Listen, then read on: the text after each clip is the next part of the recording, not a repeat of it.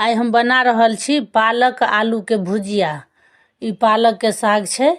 अब एके काट ले छिए। ई आलू बगल में रखने छिए। ई पालक के जे जड़ छे से हटा देबे। एके बढ़िया से काट लेब। अब एमे हम बना रहल छी। धो के रख लेलिए। अब मरी गरम भ गेले। एमे तेल ध दे छिए। जीर, सूखा मिर्चाई। अब साग के ध दे छिए में। अब एके थोड़े देर गल देबे एखन। ई साग अब गल गेले।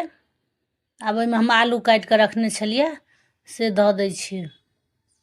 अब एमे ध दे छिए हरद, नून।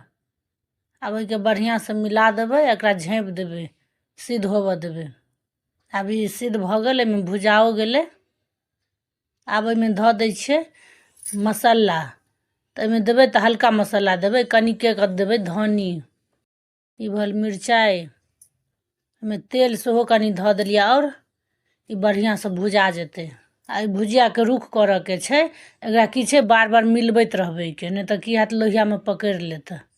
अब ई बढ़िया से भुजा गेले। अब एके हम उतारबे। ई भुजिया बन के तैयार भ गेले। ई वीडियो के लाइक कर देबे। चैनल के सब्सक्राइब कर देबे। धन्यवाद।